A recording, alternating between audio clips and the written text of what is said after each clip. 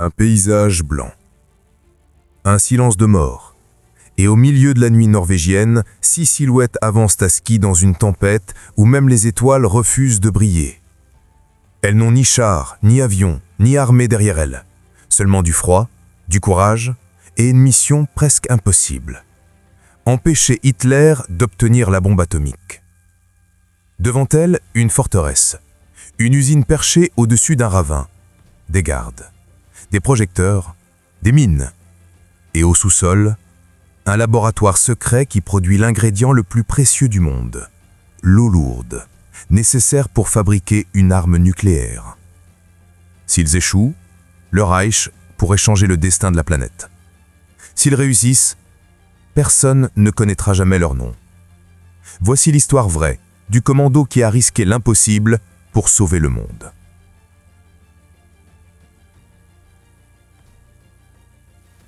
Il y a des moments dans l'histoire où ce qui fait le plus peur, ce n'est pas ce que l'on voit, mais ce que l'on ne voit pas. Nous sommes en 1942 et l'Europe entière semble retenue dans un souffle glacé. Les drapeaux à croix gammée s'étendent de Paris à Varsovie, de Rotterdam qu'à Oslo.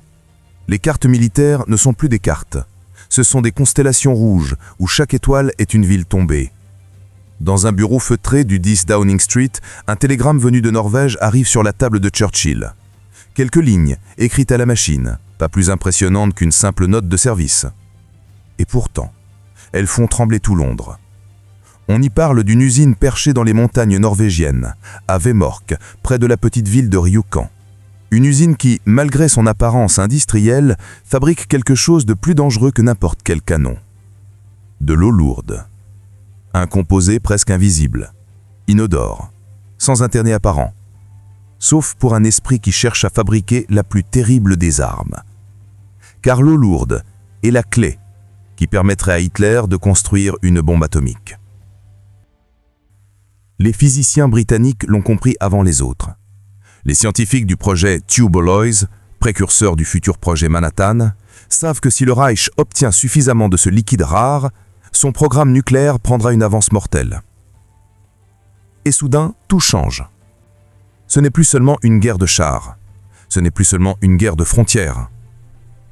C'est une course contre le temps, une course contre l'invisible, une course contre une absence, celle d'une information que l'on ne possède pas. Combien d'eau lourde les Allemands ont-ils déjà? À quoi ressemble exactement leur réacteur? Sont-ils plus proches de la bombe qu'on l'imagine? En novembre 1942, un rapport tombe entre les mains du Special Operations Executive. Il indique que l'usine de Vemork a augmenté sa production d'eau lourde depuis l'arrivée des troupes allemandes en Norvège. Des wagons partent chaque mois vers l'Allemagne. Des convois surveillés, des caisses scellées, des chiffres inquiétants. Alors, dans une salle discrète du SOE, à Londres, un homme trace au crayon rouge un cercle autour de Rjukan sur une carte de Norvège. Il pose le crayon, regarde ses collaborateurs et dit simplement « Si les Allemands obtiennent la bombe, le monde tel que nous le connaissons n'existera plus. Vemork doit tomber, quoi qu'il en coûte. » Une phrase froide, tranchante, définitive. Une phrase qui sonne comme une condamnation prononcée contre une forteresse perchée dans la neige. Mais, comment atteindre ce lieu? Comment détruire un site accroché à une montagne glacée, protégé par un ravin de plus de 200 mètres, et entouré d'une garnison allemande? Dans un coin du bureau, un jeune officier norvégien murmure « Si vous voulez entrer à Vemork, il vous faudra des hommes qui connaissent ces montagnes, des hommes capables de survivre où personne ne survit. » Ce jour-là, sans le savoir, les Britanniques viennent d'ouvrir la porte à l'une des opérations les plus audacieuses de toute la guerre. Une opération qui n'aurait jamais dû réussir. Une opération menée par des hommes dont personne ne connaissait le nom. Une opération qui allait empêcher Hitler de mettre la main sur la bombe atomique. Son nom, Opération Gunnerside. Il existe des lieux qui semblent avoir été créés pour décourager les hommes. Des lieux où la nature elle-même semble poser une barrière invisible entre le possible et l'impossible. Vemork est de cela. Nous sommes en hiver 1942 dans les montagnes gelées du Telemark, au cœur de la Norvège occupée. La neige tombe sans bruit, sans lumière, sans fin. Et au milieu de cette immensité blanche, sur un promontoire rocheux, se dresse l'usine de Vemork. Comme un château médiéval planté au bord du monde. Un bâtiment massif, gris, austère, dont les fenêtres éclairées forment des rectangles jaunes dans la nuit polaire. Sous la neige, sous le vent, elle ressemble à un monstre endormi, qui protège un secret trop grand pour être laissé à l'ennemi. Pour atteindre Vemork, il faut suivre une route qui serpente le long de falaises gelées. Une route surveillée jour et nuit par des soldats allemands, postés dans leurs baraquements de bois, fusils en bandoulière, regard aiguisé par la peur constante d'une attaque de la résistance. Plus bas, on entend le grondement soufre du Mona, la rivière qui coupe la vallée en deux. Elle est si profonde, si noire, qu'elle semble avaler la lumière. Entre la route et l'usine, il y a un ravin, un gouffre de plus de 200 mètres, dont les parois verticales sont couvertes de glace et de rochers aiguisés. Une seule passerelle métallique le traverse. Narrow bridge, étroite passerelle, unique passage, unique faiblesse, et donc l'endroit le plus surveillé. C'est là que se trouve le premier dilemme du SE. Bombarder l'usine, impossible. L'explosion tuerait des centaines de travailleurs norvégiens, et la production d'énergie de toute la région s'effondrerait. Attaqué par la passerelle, suicidaire. Les Allemands ont placé des mitrailleuses lourdes, des mines, des projecteurs, des chiens. Infiltrer l'usine par l'intérieur. Fou. Les accès sont blindés, les patrouilles constantes, les portes verrouillées depuis Berlin. Alors le SE se retrouve face à une idée qui semble si absurde qu'elle en devient presque poétique. Descendre dans le ravin et remonter de l'autre côté, dans la nuit, au milieu de la glace. Un plan que même les commandos britanniques jugeaient hautement improbable. Mais l'improbable est parfois la seule option. À l'intérieur de l'usine, les techniciens norvégiens travaillent sous surveillance. Ils portent des blouses blanches, tiennent des carnets, vérifient des manomètres, écoutent le bruit continu des compresseurs. Et au sous-sol, dans une pièce protégée par plusieurs portes et des soldats SS, se trouvent les cuves circulaires où l'on concentre l'eau lourde. Ces pièces portent des noms anodins. Salle numéro 3, salle numéro 6, zone D. Mais derrière ces noms se cache l'avenir potentiel de la guerre. Les rapports britanniques indiquent qu'en décembre 1942, la production a atteint un niveau critique. Les Allemands ont demandé une livraison urgente de plusieurs dizaines de litres, plus que jamais auparavant. Pour les scientifiques du SE, cette croissance ne laisse qu'une conclusion possible. Le programme nucléaire allemand est entré dans une phase décisive. Et soudain, le doute laisse place à une certitude effrayante. Si Vemork continue sa production, Hitler aura bientôt assez d'eau lourde pour tenter une réaction nucléaire en chaîne. À Vemork, même les gardes sentent que quelque chose de crucial se déroule sous leurs pieds. Ils ne comprennent pas tout, mais ils sentent l'importance. Ils obéissent sans chercher à savoir. Un officier allemand dira plus tard « Nous savions seulement que rien ne devait arriver ici. Rien, pas une mouche, pas un pas. » Rien ne devait arriver. Et pourtant, quelque chose allait arriver. Quelque chose que même les nazis n'auraient jamais imaginé. Une poignée d'hommes arrivant à ski dans la nuit, défiant la montagne, le froid et le destin. Il y a des visages qu'on oublie, des noms qui ne figurent pas dans les manuels, des destins que l'histoire ne retient pas. Et puis il y a ceux-là, les hommes de l'ombre, les Norvégiens du SE, ceux à qui l'on confie des missions impossibles parce qu'ils sont les seuls à pouvoir survivre là où les autres mourraient. Nous sommes à Londres, en décembre 1942, dans une caserne discrète, non loin de Baker Street. Une pièce austère, aux murs humides, éclairée par une ampoule jaune qui flotte au-dessus d'une table en bois. Au centre, un officier britannique lit un dossier. Ses doigts tapent nerveusement la couverture. Puis il lève les yeux. Face à lui, 5 jeunes hommes norvégiens. Pas des soldats professionnels, pas des héros issus d'une école militaire. Non, des hommes ordinaires, brisés par l'invasion allemande, forcés de fuir leur pays. Mais chacun d'eux porte quelque chose qu'on trouve nulle part ailleurs. Une résistance intérieure plus forte que la guerre elle-même. Jens Hampton Dawson, 24 ans, chef d'équipe. Il a le regard clair, calme comme les lacs de son enfance. Diplômé de l'école militaire norvégienne, alpiniste hors pair, et doté d'une qualité rare, l'autorité naturelle. Quand il parle, les autres l'écoutent. Pas parce qu'il impose, mais parce qu'il inspire. Joachim Rundberg, 23 ans, saboteur. Silhouette fine, énigmatique. Une concentration presque surnaturelle. Il ne parle pas beaucoup. Mais quand il agit, il ne tremble pas. Il est né pour les opérations clandestines. Pas par choix, mais par instinct. Il dira plus tard « Je n'étais pas courageux, j'étais simplement déterminé ». Knut Eukelid, 25 ans, maître du sabotage. Son visage est anguleux, ses yeux sombres comme la nuit norvégienne. Il connaît la montagne comme d'autres connaissent les rues de Londres.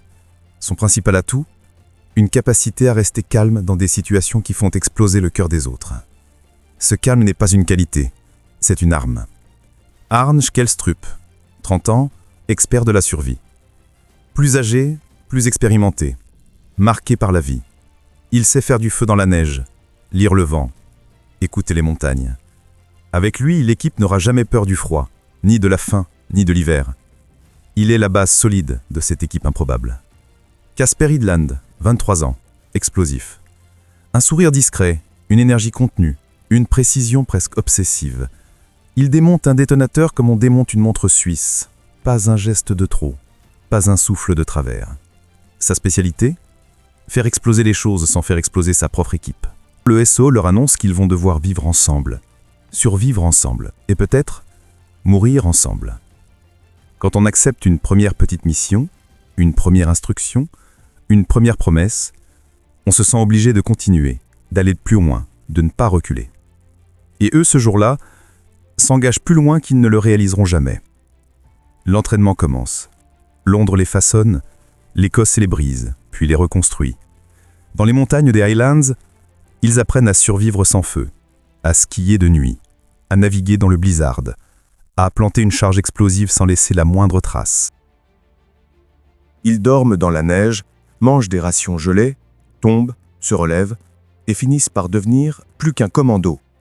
Une meute, une seule respiration, une seule volonté. Les instructeurs du SOE les observent. Ils voient la cohésion naître. Ils voient l'instinct se transformer en méthode. Ils voient quelque chose d'extraordinaire se produire. Ces hommes, en quelques semaines, deviennent capables de défier une armée entière. Et pourtant, ils ignorent encore la partie la plus dure du plan. Ils ne seront pas les premiers à partir. Une autre équipe, une équipe de parachutistes britanniques, doit ouvrir la voie. Elle se rendra en Norvège. Elle installera un camp. Elle préparera le terrain. Eux devront venir ensuite. Mais ce que personne ne sait encore, c'est que cette première équipe ne reviendra jamais et que les hommes de Gunnerside seront contraints d'affronter la mission la plus dangereuse de la guerre dans des conditions plus extrêmes encore que prévues. Et il y a des hivers qui semblent décider du destin des hommes. Des hivers qui punissent, qui brisent, qui effacent les faibles et mettent les forts à genoux. L'hiver norvégien de 1942-1943 est de cela. Avant même que l'équipe Gunnerside ne parte, une autre mission avait été lancée. Une mission que l'histoire a presque effacée. L'opération Freshman. Le 19 novembre 1942, deux planeurs britanniques, Orsa, tractés par des bombardiers Halifax, décollent d'Écosse. À leur bord, des sapeurs du Royal Engineers, entraînés pour détruire Vemork. Ils volent dans la nuit, dans un froid qui transforme la respiration en givre. Mais la Norvège ne pardonne jamais. Le vent se lève, les nuages se mêlent. La tempête absorbe la lumière des étoiles. Les avions se perdent. Puis, soudain, le drame. Un câble se brise. Le premier planeur décroche. Trop lourd, il s'écrase dans une forêt noire du Télémark. Un bruit sourd, étouffé par la neige, met fin à des dizaines de vies. Le second planeur tente de poursuivre, sans visibilité, sans repère, sans miracle. Il heurte une montagne, le choc pulvérise la carlingue. Des hommes meurent sur le coup. D'autres survivent, pour quelques heures seulement. Les Allemands les capturent à l'aube et appliquent immédiatement l'ordre Kommando Befehl signé par Hitler en octobre 1942. Tous les commandos capturés devront être exécutés immédiatement, même s'ils sont en uniforme. Ce ne sont plus des prisonniers, ce sont des condamnés. Les soldats britanniques blessés seront abattus, un à un. Un survivant allemand racontera plus tard « Aucun d'eux n'a demandé grâce. Ils sont morts sans détourner les yeux. » À Londres, lorsqu'on apprend l'échec de Freshman, une onde glacée traverse les bureaux du SOE. Personne ne parle, personne n'ose même respirer. Puis quelqu'un murmure « Alors Gunnerside devra faire ce que Freshman n'a pas pu faire. » Le poids de cette phrase résonne dans le silence. Ceux qui restent devront porter la mission encore plus loin, encore plus fort, encore plus dangereux. En Norvège, 4 commandos norvégiens Poulson, Stromsheim, Bergsland et Kelstrup ont été parachutés avant l'arrivée des Freshmen. Ils attendent. Ils espèrent. Ils comptent les jours. Ils survivent dans un abri de fortune, un petit refuge appelé la cabane Grouse, perdu dans les montagnes du Hardangervidda. Le vent hurle comme un animal blessé. La neige recouvre même la porte du refuge. Le gire attaque leurs doigts. Le froid mord leur peau. Ils vivent dans une obscurité interminable, mangent de mousse et de lichen, chassent des rennes pour survivre, boivent de l'eau filtrée dans des gamelles en métal. Chaque nuit, ils espèrent entendre un moteur britannique au-dessus de la montagne. Chaque nuit, ils n'entendent que le blizzard. Il n'y a rien de plus cruel que l'attente sans réponse, l'attente sans bruit, l'attente où l'on doute de tout, même de soi. Peu à peu, les hommes acceptent cette souffrance comme inévitable. C'est l'impuissance apprise. 3 mois. Dans le froid, dans l'isolement. Sans renfort, sans nouvelles, sans espoir certain. L'un d'eux note dans son carnet « Nous ne survivons pas, nous persistons. Il n'y a que cela. » Il y a des passages dans la vie où la simple idée de continuer est un acte de guerre. À Londres, le SOE réalise qu'ils doivent renvoyer une nouvelle équipe. Mais cette décision est lourde. Trop lourde. Un conseiller souffle. Ils ne survivront pas jusqu'au printemps. Nous devons agir. Maintenant. Alors, le 16 février 1943, on ordonne le lancement de Gunnerside. Les renforts partiront. Ils rejoindront les hommes du refuge et ensemble, ils tenteront l'impossible. Après la perte de Freshman, abandonner serait reconnaître un échec trop grand. Alors on double la mise. On renforce la mission. On pousse encore plus loin le sacrifice. C'est ainsi que naissent des opérations les plus héroïques. Non pas dans la force, mais dans le refus d'abandonner. Lorsque l'équipe Gunnerside arrive en Norvège, l'hiver est au plus fort. Ils traversent des étendues blanches que même les loups évitent. Des plateaux balayés par des vents qui arrachent la peau du visage. Des congères hautes comme des collines. Un jour, un des commandos dira « Le Hardangervidda n'était pas une montagne. C'était un cimetière. Un cimetière sans croix. Un cimetière pour ceux qui renoncent. Mais eux ne renonceront pas. » Et c'est ici que commence la partie la plus héroïque de l'histoire. La jonction des deux équipes. La renaissance d'un espoir. Et la marche silencieuse vers Vermok. Il y a des nuits qui ressemblent à des frontières. Une ligne mince entre la vie et la mort, entre l'espoir et l'oubli, entre l'histoire telle qu'on la connaît et celle qui aurait pu basculer autrement. La nuit du 27 au 28 février 1943 fait partie de ces nuits. Le ciel est noir, l'air coupant, le vent chargé de neige fine. Les 6 hommes de l'équipe Gunnerside avancent à ski dans un silence presque irréel. Le Hardangervidda, immense plateau glacé, s'étend devant eux comme une mer blanche sans fin. Chaque pas est un défi, chaque respiration un combat.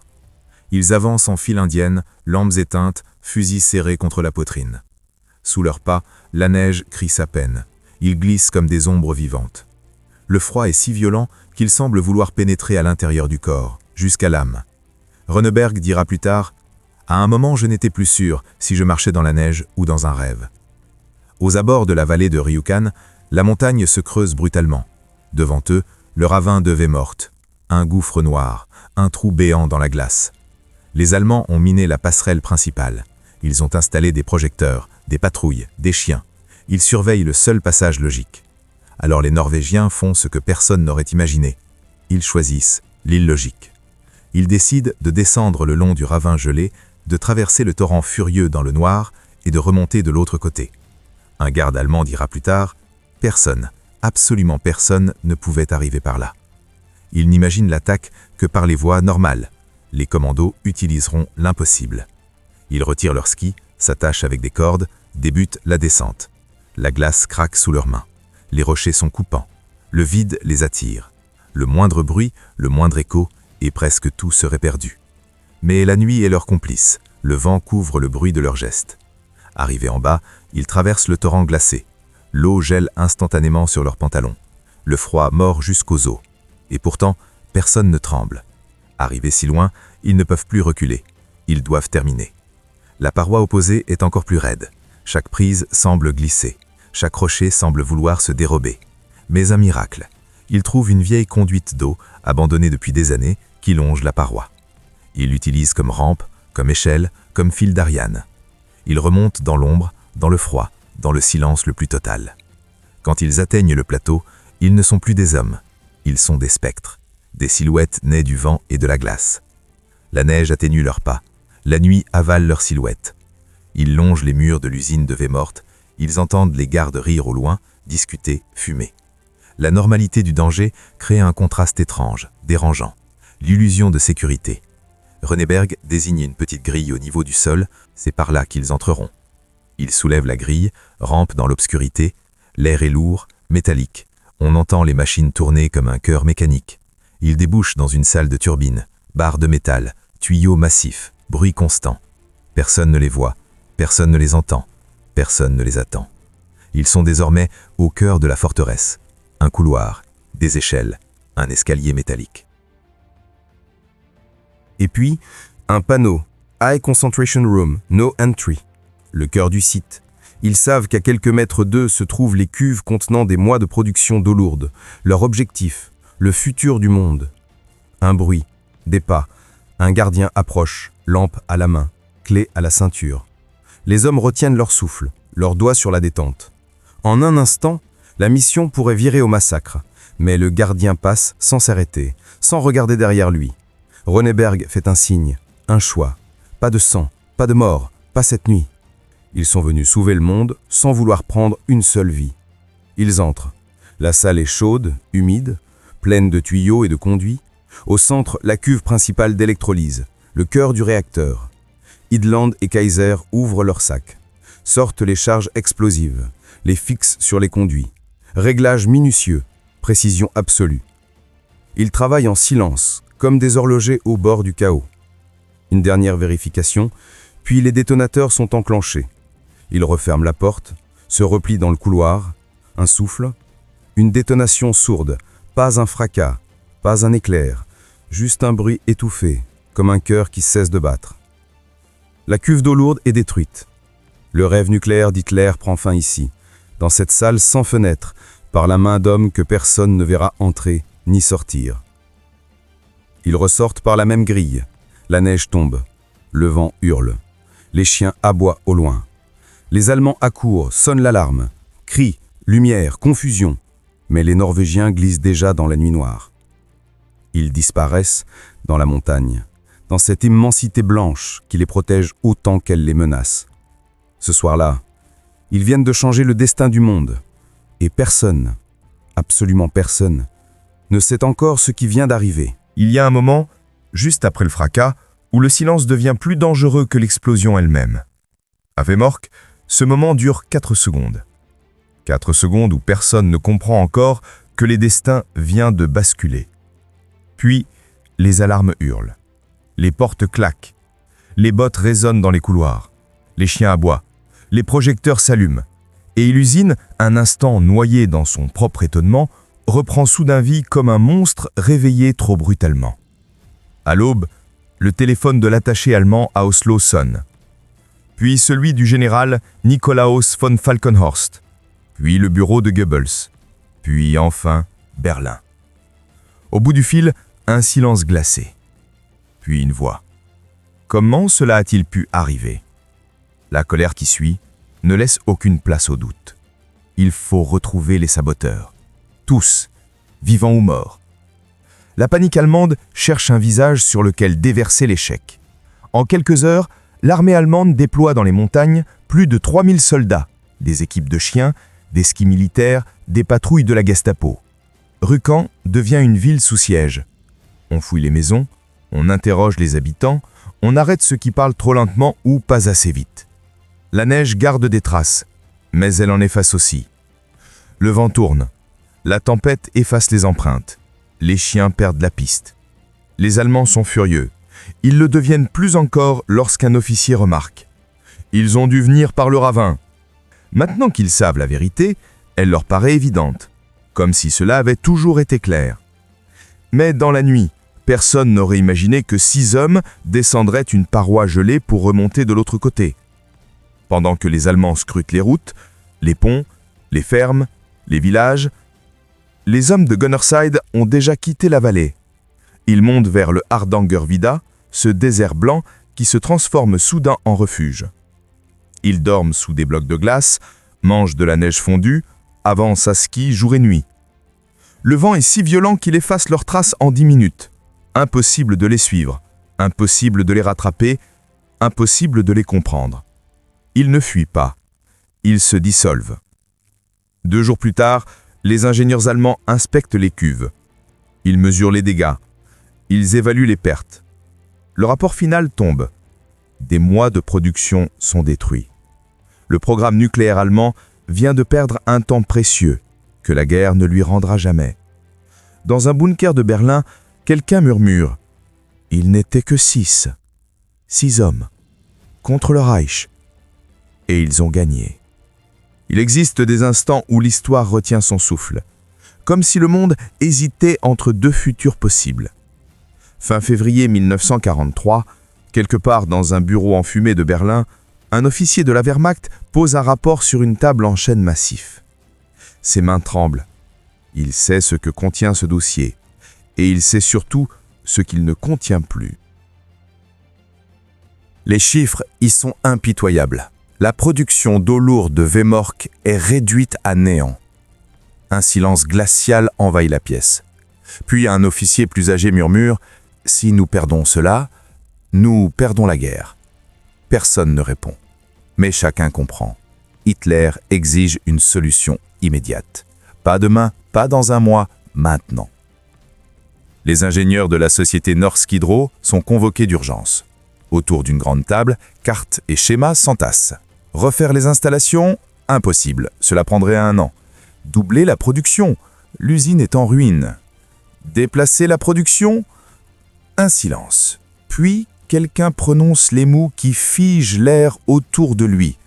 Nous pourrions la transporter, mettre l'eau lourde en baril et l'envoyer en Allemagne. Les ingénieurs se regardent. C'est fou, c'est dangereux, c'est possible. Les Allemands n'ont plus rien à perdre. Ils décident de transférer toute la production restante par train jusqu'au port de Lechtin, puis par ferry, le Hydro, vers la rive sud. Une phrase tombe, froide, comme un verdict. Aucun sabotage ne doit être possible. La cargaison doit arriver, coûte que coûte. L'état-major se raccroche désespérément à l'idée que déplacer l'eau lourde est encore faisable. C'est leur dernier espoir. À Londres, les Britanniques interceptent des messages via Ultra. Transport prioritaire, matériel stratégique, sécurisé, traverser Lechtin. Montagu, Goebbels et les responsables du SEE échangent un regard lourd. Quelque chose bouge, et ce quelque chose peut changer la guerre. Un officier finit par dire ce que tout le monde pense. Ils vont transporter l'eau lourde. C'est leur dernière carte. S'ils réussissent, nous perdons l'avance. Dans l'air flotte une certitude glaciale. Il faut agir. Encore. Et cette fois, frapper au moment où les Allemands se croient protégés. Les Allemands pensent qu'un ferry civil paraît impossible à saboter. C'est précisément ce qui le rend vulnérable. À Rjuken, dans une grange isolée, les survivants de Gunnerside apprennent la nouvelle. Le chef de groupe, Joachim Ronneberg, caresse du bout des doigts la table en bois. Il réfléchit. Il mesure. Il pèse les risques. Un ferry civil, des passagers innocents. Et pourtant, la possibilité d'empêcher une bombe nucléaire allemande. Le dilemme est moral. Il lacère les consciences. Finalement, l'un des résistants brise de silence. Si nous ne faisons rien, ce ferry transportera de quoi changer le destin du monde. Ronneberg ferme les yeux. Il sait ce que cela signifie. Il sait qu'il va devoir demander à ses hommes de franchir une ligne invisible. Face à un mal perçu comme immense, l'esprit humain accepte de transgresser ses propres limites morales. Le 3 mars 1944, à l'aube, les hommes s'introduisent discrètement dans la cale du ferry Hydro. Ils trouvent les barils, ils les touchent du bout des doigts, Le métal est froid, presque vivant. Ils installent les explosifs, minutieusement, sans précipitation, comme des artisans sombres sculptant un destin qui n'est pas le leur.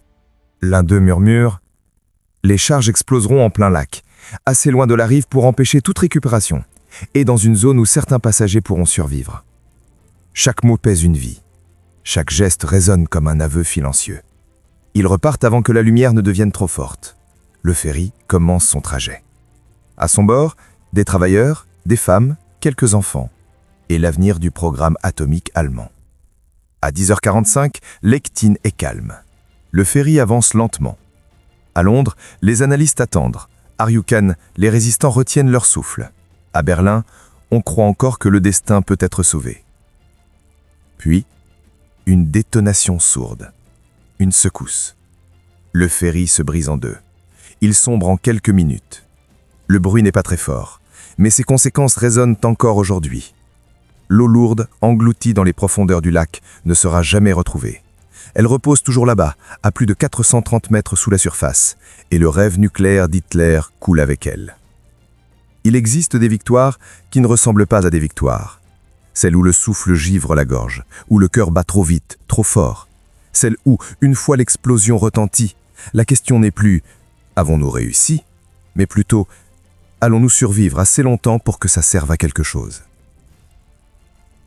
Quand le ferry Hydro disparaît dans les profondeurs du Lechtin, la détonation résonne encore dans l'air, comme un écho venu d'un autre monde. Dans une maison isolée au-dessus du lac, les résistants écoutent. Ils n'ont pas vu l'explosion. Puis, plus rien. Pas un cri. Pas un tir. Pas de moteur. Juste ce silence glacial qui parfois suit la réussite. Quelques minutes plus tard, au poste allemand de Rjukan, l'onde de choc atteint la garnison. Le téléphone sonne. Des jumelles se lèvent. Les silhouettes se redressent. Le ferry. Il a coulé. Cause ? Indéterminée. Mais les Norvégiens. Ça ne peut être que. Le sabotage est une humiliation personnelle, une gifle en plein front. Et l'ego blessé d'une armée peut être plus dangereux qu'un bataillon entier. Les ordres tombent. Boucler la région. Fouiller les fermes. Inspecter les routes. Arrêter toute personne suspecte. Couper les communications. Le piège se referme. Dans le refuge, Renberg et ses hommes ne savourent rien. Ils se lèvent déjà, ils rangent, ils effacent leurs traces. Aucun mot inutile. Ils connaissent les montagnes, ils connaissent les chiens. Ils savent que la neige retient tout. Les empreintes, les odeurs, les erreurs. La Norvège est grande. Ils prennent la direction de Hardangervidda, le plus vaste plateau montagneux d'Europe.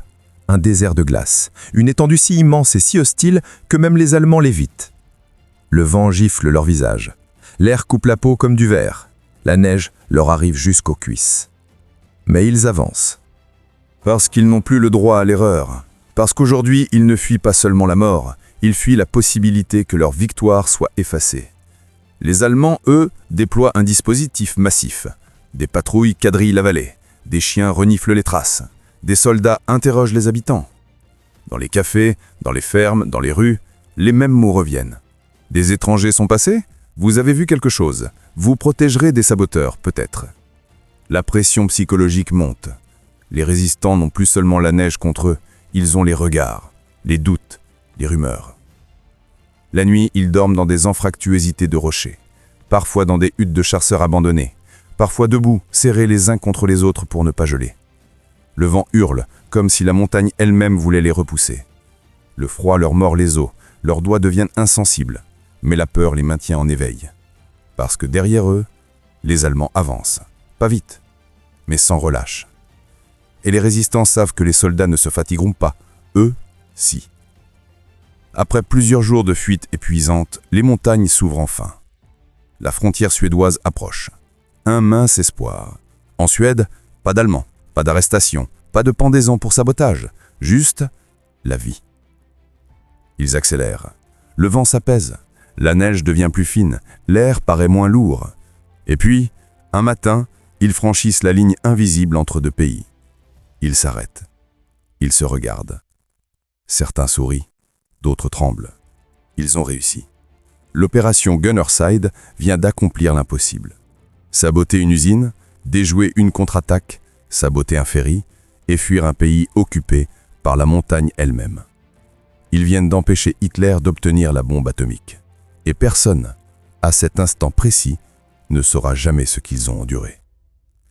Il arrive parfois dans l'histoire que les décisions les plus lourdes tiennent à une poignée d'hommes, à une nuit glacée, à un souffle, dans la montagne. Et l'opération Gunnerside en est l'une des preuves les plus éclatantes. Car lorsque les saboteurs franchissent la frontière suédoise, épuisés, affamés, mais vivants, ils ne savent pas encore que leur fuite vient de fabriquer le premier grand tournant nucléaire de la Seconde Guerre mondiale. Dans la capitale du Reich, un rapport de 14 pages circule dans les couloirs du ministère de l'Armement. Les mots sont glacials. Usine de Vemork hors service. Production autoritaine perdue. Transport du ferry Hydro détruit. L'effet est immédiat. Un officier laisse tomber son crayon. Un autre retire lentement ses lunettes. Personne n'ose prononcer le mot « échec ». Il est trop lourd, trop humiliant, trop dangereux. Ce jour-là, un scientifique allemand écrit dans son journal « Nous venons peut-être de perdre plus qu'une usine. Nous venons peut-être de perdre la guerre scientifique. » Le cerveau humain admet une catastrophe complète seulement une fois que toutes les issues se sont refermées. Dans les semaines qui suivent, les analyses sont implacables. Impossible de reconstruire Vemork à temps. Impossible d'extraire l'eau lourde du lac. Impossible de refabriquer un stock suffisant pendant la guerre. Et surtout, impossible pour les Allemands de combler leur retard face à la recherche alliée. Le calendrier scientifique vient de basculer. Le rêve atomique allemand, cette idée folle d'une super arme destinée à forcer le monde à plier, s'effondre brutalement. Il s'éteint, dans un couloir glacé, dans une cuve brisée, dans les profondeurs du Lake Tyn. Et pourtant, le Reich tente de sauver la face. Des rapports truqués, des statistiques maquillées, des promesses irréalistes. Mais en coulisses, les généraux le savent, il n'y aura jamais d'armes nucléaires allemandes. Il est psychologiquement plus acceptable de mentir à sa hiérarchie que d'avouer l'ampleur d'une défaite stratégique. Aux États-Unis et en Grande-Bretagne, un soulagement invisible traverse les laboratoires. À Los Alamos, les ingénieurs du projet Manhattan suivent l'affaire de loin. Eux aussi reçoivent les rapports. Eux aussi comprennent. L'un d'eux murmure à son collègue. « Cela nous donne de l'avance, une avance qu'on ne rattrape pas. » Malgré la presse muette, malgré le secret total, malgré le silence officiel, les scientifiques américains savent que quelque chose d'immense vient de se produire. Une faille dans le destin. Une brèche par où s'engouffre un nouveau futur. Un monde où la première bombe atomique ne sera pas celle d'Hitler.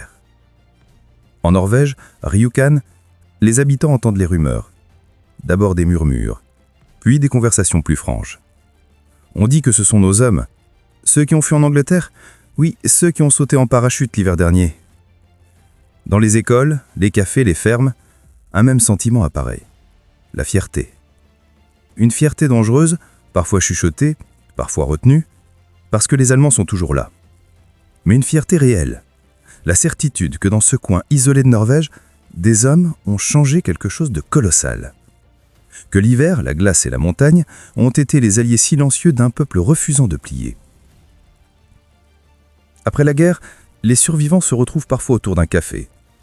Ils racontent rarement les nids de blizzard, les doigts gelés, la peur qui serre la gorge. Mais dans les archives britanniques, un officier du SOE écrit une phrase qui résume tout. Gunnerside est la plus grande opération de sabotage de toute la Seconde Guerre mondiale, et peut-être la plus belle. Même les services américains, pourtant avares de compliments, affirment. Sans eux, la guerre atomique aurait appartenu à Hitler, peut-être même avant qu'elle ne nous appartienne. Il existe des victoires silencieuses, des victoires qui ne défilent pas sur les boulevards, des victoires qui n'ont pas de drapeau. Gunnerside appartient à cette catégorie rare, la catégorie des actes qui empêchent un futur au lieu d'en créer un. La catégorie de destin que personne ne verra jamais, mais que tout le monde vivra. Il arrive un moment, après la guerre, où les hommes qui ont changé le cours de l'histoire redeviennent simplement des hommes. Ils marchent dans les rues sans uniforme. Ils s'assoient dans des cafés. Ils écoutent le tic-tac des horloges. Ils apprennent à respirer sans le poids du froid, sans les ordres, sans la peur. Et pourtant, le monde entier continue à vivre dans l'ombre de ce qu'ils ont accompli. En 1945, quand l'Europe se relève des ruines, les membres de l'opération Gunnerside sont éparpillés.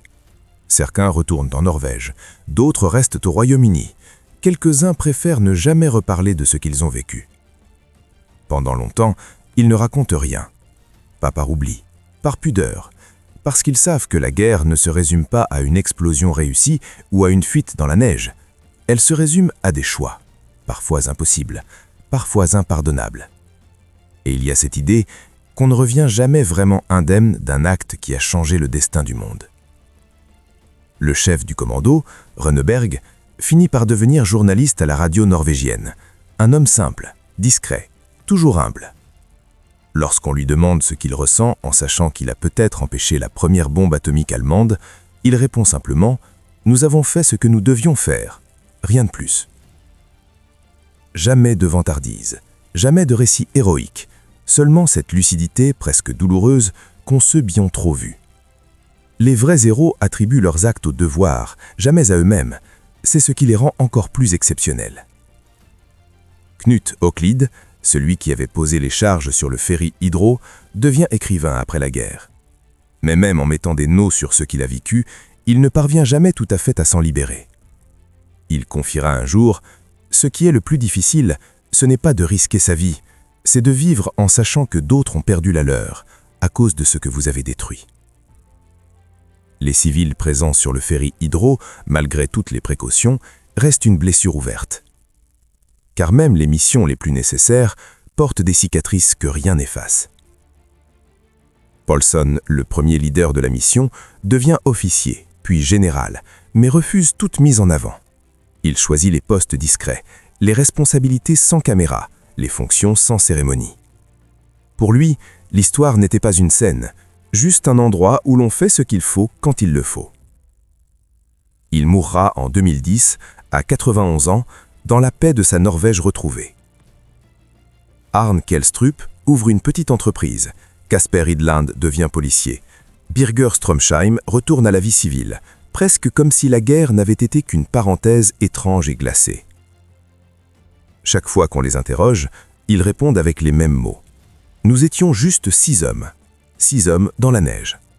Rien d'autre, rien de plus. Comme si, pour eux, la légende devait rester aux historiens, pas entre leurs mains. Ceux qui vivent des actes extrêmes préfèrent souvent minimiser leur rôle pour ne pas porter le poids d'un destin trop immense. Ce n'est que des décennies plus tard, dans les années 70, 80, 90, que les gouvernements commencent à leur rendre hommage. Médailles, discours, cérémonies. Mais à ce moment-là, plusieurs d'entre eux sont déjà morts. D'autres sont trop âgés pour vraiment saisir l'ampleur de ce qu'on leur reconnaît.